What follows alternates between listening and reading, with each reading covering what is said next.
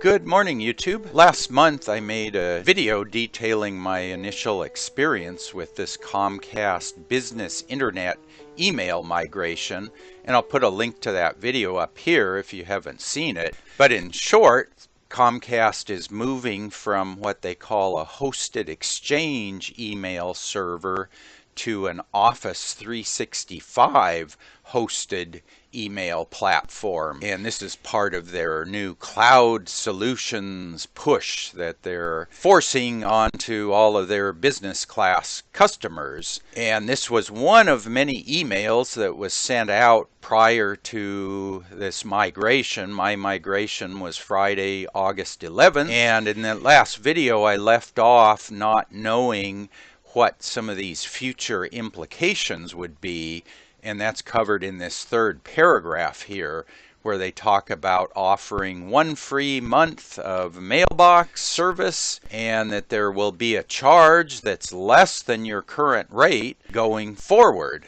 So, in the words of Paul Harvey, now the rest of the story. Okay, thank you, Paul. This is my Cloud Solutions account dashboard. I didn't even know I had such a thing until September 1st, and I'll show you how I found out about this a little bit later, but I took this screen capture on September 20th. I put these notes here in red, so here it says 19 days ago, so that was September 1st. And then here it says 2 months ago, we're talking about July 20th. And again, my email was migrated on August 11th. So that's about 3 weeks prior to my email being migrated. Someone purchased a subscription to Office 365 Exchange Online Essentials on my behalf. I had no clue that such a thing existed, and I'll show you later that this thing does not exist, yet somebody purchased a subscription in my name, set up this account, and I first found out about it on September 1st when I found out I had paid $5.95 for this thing that I don't think exists. Yes, so this was the email I received on September 1st, 2017, 9:13 p.m. I got an email that said, "Thank you for your recent payment." What am I paying for? Who approved this charge? Who approved this payment? I had no clue that I had purchased anything from this Cloud Solutions marketplace, whatever that is. It's some sort of Comcast thing, Comcast Business Cloud Solutions. Again, I had no clue what this was, so I went and searched. Okay, so one of the first things I found here, trying to find out what I had just purchased, I found this web page written by a fellow named Bruce Burles called the BruceBNews. I'll put a link to this in the video description. So this was from 2014. He's talking about Office 365 and October 1st, 2014. So this was 3 years ago. Microsoft revamped its Office 365 plans for small and medium businesses. And he said, good news, plans are more flexible, slightly cheaper than the current plans. The bad news is Microsoft cannot find its way out of the branding maze it has created, and the new plans only increase the confusion. So now they have 2 completely different services under the name Office 365. Right here, there are a multitude of plans with different services into different packages. There's small business premium, mid-size business exchange online plan, enterprise E1, E3, E4, and more. Oh, so many more. Well, when Microsoft came out with the Office 365 and Windows 8, they used to call their online cloud storage service SkyDrive. Apparently they were sued by Sky in the UK, and they had to give up the name SkyDrive, and then they changed it to OneDrive. And now here they're talking about Microsoft using the Office 365 name inconsistently along with the OneDrive. So there's Office Personal and Office Business. There's OneDrive Personal and OneDrive Business. They're totally different things, and this is one of the things I had noticed and didn't quite understand. If you do have a Microsoft or an Office 365 personal account, in the last few years when you would log in, it would give you a prompt and ask you, is this a school/business account or is this a personal account? And I always wondered what that was, and what they're trying to do is determine if they need to log you into an organizational account versus your Microsoft account. Here's something close to what Comcast is charging me for, Office 365 Business Essentials. In 2014, it was called Office 365 Small Business, $60 a year. That would be $5 a month.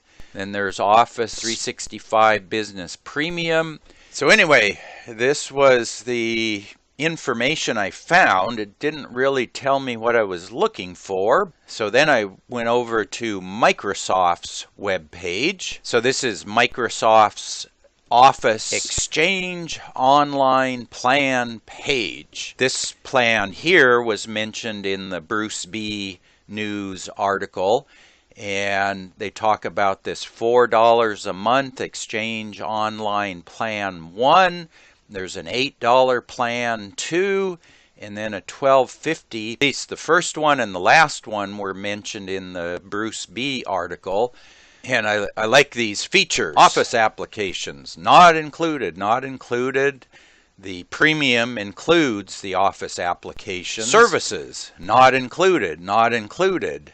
And then here you get Exchange, OneDrive for Business, SharePoint, Skype, Yammer, whatever that is, Microsoft Teams. And about the only difference in these two services, 50 gigabyte mailbox and 100 gigabyte mailbox. So that sounds kind of like what Comcast is charging me for, except they're charging me almost $6 a month instead of $4. Now this one has me bothered. Annual commitment. Am I locked into an annual commitment?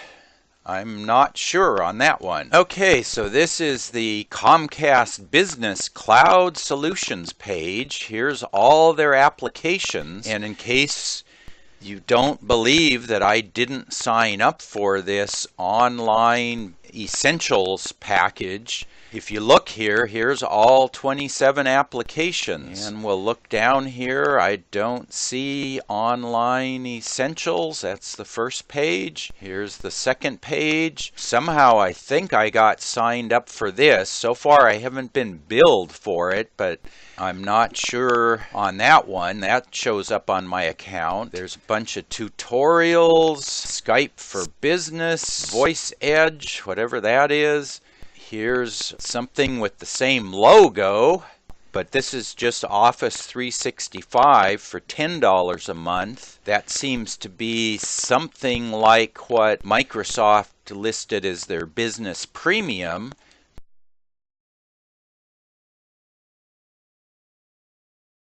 But there's the end. I don't see this Office 365 Online Essentials or whatever they called it. And let's just look at the Office things here. So I think what they've done is they've taken an idea from these Indian tech support scammers, you know, the guys that will send you an email or a phone call saying you have a virus. They'll log into your PC and they'll actually load a virus and then charge you money to fix that virus. And Comcast will gladly take $25 for a one-time one-on-one remote session to help you launch and use Office 365.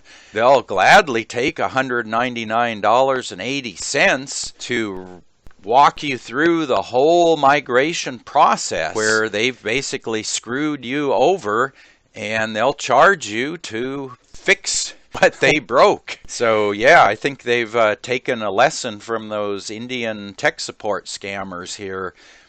And this is probably why the Cloud Solutions people are so busy that they can't answer their phone. It took me 5 days to get a reply. I contacted these people about 9:30 Friday night. I didn't get a call back until September 5th in the afternoon. If we go back here to the email, let's look at this.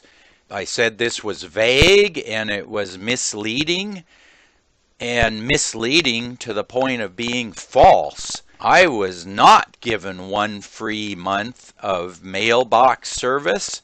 I was signed up 3 weeks before my migration for this online essentials, which is basically what lets you access your online IMAP email server.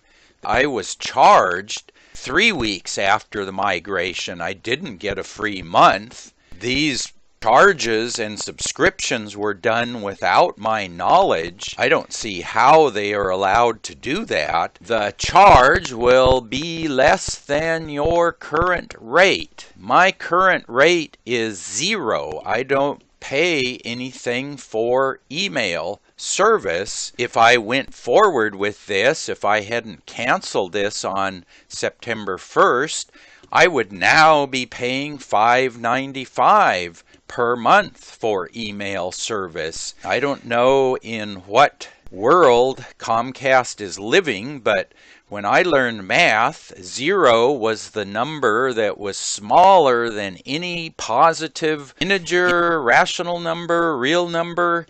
Any positive number was greater than 0. So how can $5.95 be less than 0? You know, since Brahmagupta came up with the idea of 0 back in, the 5th century, 0 was meant to be the number less than any positive number of any sort of number set.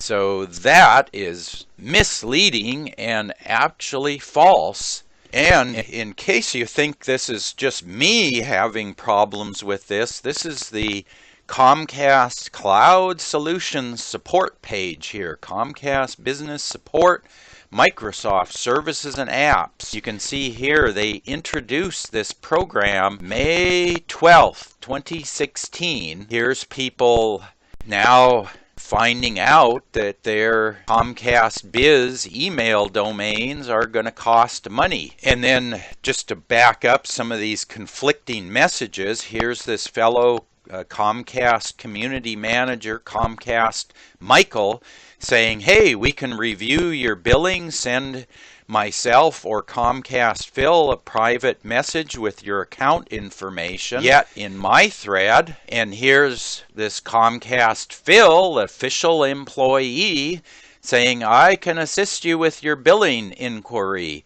The request to remove the email support from Office 365 would have to go through our cloud party. So this cloud party is somehow not part of business internet. So who is this cloud party?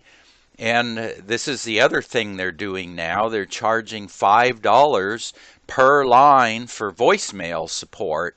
I'm going to be canceling that once I get an alternate phone setup in place. But just inconsistent statements, very confusing. And here's people, no emails, email migration difficulties, email down since 8:30. This was on the 16th of September. This guy's having problems with email migration. Here's somebody, Comcast deleted all my email accounts. Just goes on and on down here. So everybody's having problems with this.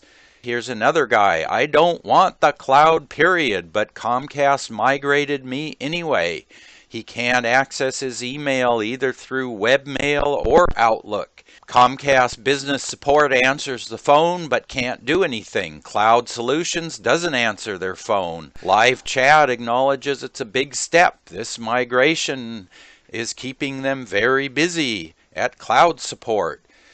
Billing sends larger and larger bills for apps and services not requested, not being used, and will gladly accept payments all day long.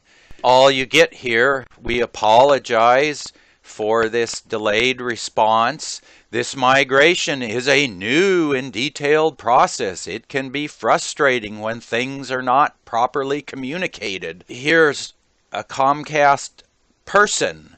He was unaware of the need to change IMAP settings. Don't they educate their own people on this? This is just outrageous. I'll get this video posted, and if you have any experience with this or want to share your experiences, post up in the comments section down below. And as always, thanks for watching.